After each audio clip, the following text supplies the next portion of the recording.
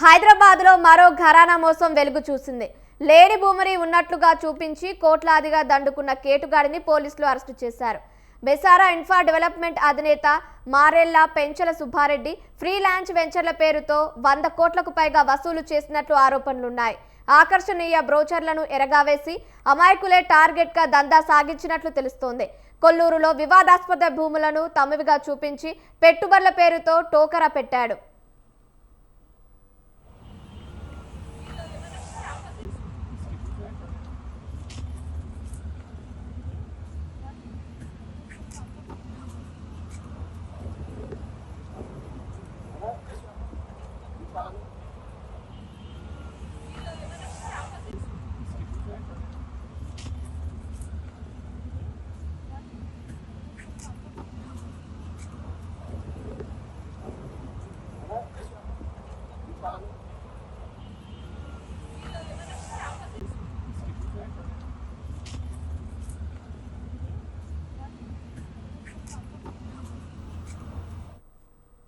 నిందితుడు సుబ్బారెడ్డిపై ఏపీలోని నెల్లూరు జిల్లాలో పలు కేసులు నమోదయ్యాయి.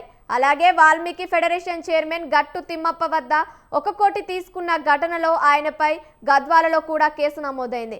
కోట్లాది డబ్బులు వసూలు చేసి పరారీలో ఉన్న సుబ్బారెడ్డిని మాదాపూర్ పోలీసులు అదుపులోకి తీసుకున్నారు. హైటెక్ సిటీలోని ఓ హోటల్లో బ్రేక్ఫాస్ట్ చేస్తుండగా నిందితుడిని అదుపులోకి తీసుకొని విచారిస్తున్నారు.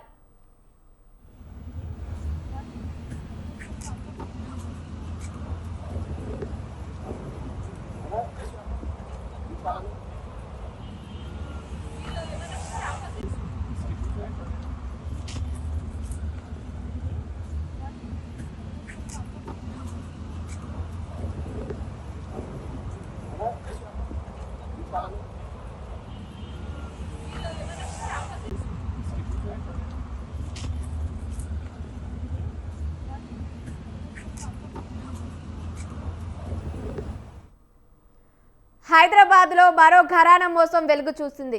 లేని భూమిని ఉన్నట్లుగా చూపించి కోట్లాదిగా దండుకున్న కేటుగాడిని పోలీసులు అరెస్టు చేశారు.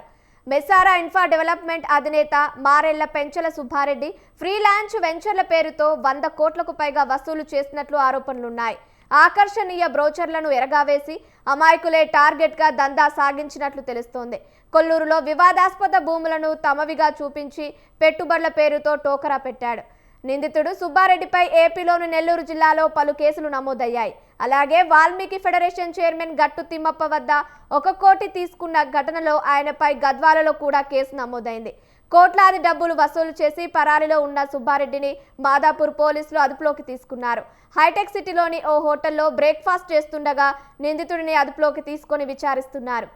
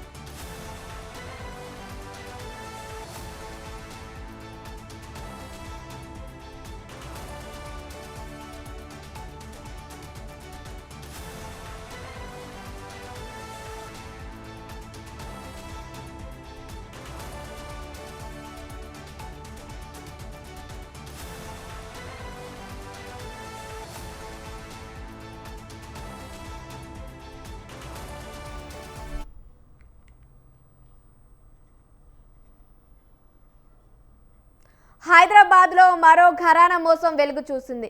లేని భూమిని ఉన్నట్లుగా చూపించి కోట్లాదిగా దండుకున్న కేటుగాడిని పోలీసులు అరెస్టు చేశారు. మెసారా ఇన్ఫ్రా డెవలపర్ అధినేత మారెళ్ల పెంచల సుబ్బారెడ్డి ఫ్రీలాన్స్ వెంచర్ల పేరుతో 100 కోట్లకు పైగా వసూలు చేసినట్లు ఆరోపణలున్నాయి. రైట్, ఇదే అంశానికి సంబంధించి మరిన్ని అప్డేట్స్ మా ప్రతినిధి లిఖిత ఫోన్ ద్వారా అందిస్తారు. చెప్పండి లిఖిత.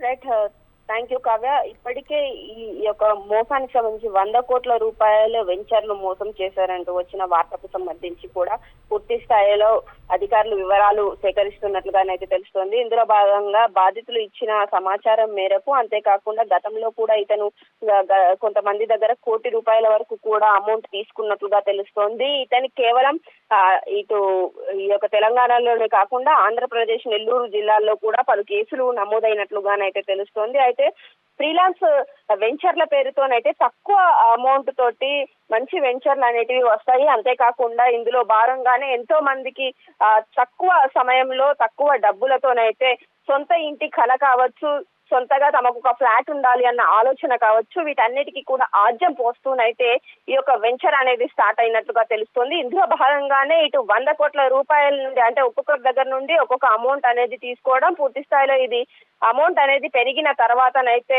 ఇదంతా తీసుకొని ఏమైంది మా ఇల్లు అని అడిగినా, మా ఫ్లాట్ సంగతి ఏంటి అని అడిగినా కానీ మొహం చాటేయడం అయితే జరిగింది. దీంతో పూర్తి స్థాయిలో మోసపోయామని తెలుసుకున్న బాధితులైతే పోలీసులను ఆశ్రయించినట్టుగా తెలుస్తోంది. ఇందులో భాగంగానే పరారీలో ఉన్న ఈ సుబ్బారావునైతే అధికారులు అదుపులోకి తీసుకోవడం అయితే జరిగింది. గత 6 సంవత్సరాలుగా కూడా ఈ వెంచర్ అనేది కొనసాగుతుంది. 2 తెలుగు రాష్ట్రాల్లో కూడా ఈ వెంచర్ కొనసాగుతున్నట్లుగానైతే తెలుస్తోంది. 2021లోనైతే ఈ యొక్క వెంచర్ మొదలు పెట్టినట్లుగానైతే సమాచారం. ఆ తర్వాత 2024 వరకు కూడా కొనసాగింది. తర్వాత కొంత డిస్టర్బెన్సెస్ కారణంతో అయితే ఈ యొక్క వెంచర్ అనేది కొంత వెనుకబడింది. ఆకర్షణీయ అడ్వర్టైజ్మెంట్లు కావచ్చు, పోస్టర్స్ కావచ్చు, వీటన్నిటిని కూడా ప్రజల వద్దకు తీసుకెళ్లడం, మా వద్ద వెంచర్లు చాలా తక్కువ ధరకే ఇస్తున్నాము, సో ఇలాంటి వెంచర్స్ లో గనక మీరు పార్టిసిపేట్ చేస్తే గనక మీకు తక్కువ అమౌంట్ తోనే ఎక్కువ రావడం కావచ్చు, అంతేకాకుండా ఫ్లాట్లు రావడం కావచ్చు జరుగుతుంది. మంచి స్థలంలో ఇల్లు కట్టిస్తాము అంటూ కూడా మోసం చేసినట్లుగానైతే గుర్తించారు. దీనికి సంబంధించి ఇందులో ఇన్వాల్వ్ అయి ఉన్న అధికారులు కావచ్చు, అంతేకాకుండా ఈ నకిలీ పత్రాల వ్యవహారానికి సంబంధించి కూడా ఆరా తీస్తున్నట్లుగా, ఇందులో ఇంకా గత ప్రభుత్వానికి సంబంధించిన అధికారులు కావచ్చు, ఈ ప్రభుత్వానికి సంబంధించిన అధికారులు కావచ్చు, మొత్తం ఈ వెంచర్లో ఎవరెవరు ఇన్వాల్వ్ అయి ఉన్నారు అనే కోణంలో కూడా ఈ యొక్క విచారణ అనేది కొనసాగుతుంది. త్వరలోనే దీనికి సంబంధించిన పూర్తి వివరాలను కూడా బయట పెడతామంటూ కూడా చెప్తున్నారు. ఇప్పటికే సుబ్బారెడ్డిని అదుపులోకి తీసుకున్న అధికారులు వారి వద్ద ఈ నకిలీ పత్రాలకు సంబంధించిన కొంత సమాచారం అయితే ఉన్నట్లుగానైతే చెప్తున్నారు. అయితే ఈ యొక్క నకిలీ పత్రాలు ఎక్కడ తయారు చేపించారు, దీనికి ఆజ్యం ఎవరు పోశారు, అంతేకాకుండా ఈ యొక్క ముఠా ఏదైతే ఉందో దానికి సంబంధించిన వివరాలు కూడా బయటికి తీస్తున్నట్లుగానైతే తెలుస్తోంది. ఇందులో భాగంగానే సుబ్బారెడ్డిని అరెస్టు చేయడంతో పాటు సుబ్బారెడ్డి దగ్గర నుండి అయితే పూర్తి సమాచారాన్ని తీసుకొని అతనికి సహకరించిన అధికారులు, అంతేకాకుండా ఇటు ఎవరైతే ప్రభుత్వ అధికారులు ఉంటారో వారితో పాటు ఇతర ఈ పార్టీ నేతలు ఎవరైతే ఉన్నారో వాళ్ళకు సంబంధించిన వివరాలు కూడా త్వరలోనే బయటకు తీసుకొస్తామంటూ కూడా చెప్తున్న పరిస్థితి కనిపిస్తుంది. బాధితులకు న్యాయం జరిగే విధంగానైతే చూస్తామంటూ పోలీస్ అధికారులు హామీ ఇస్తున్న స్థితి ఇక్కడ కనిపిస్తుంది. Thank you Likhita, thank you for the information.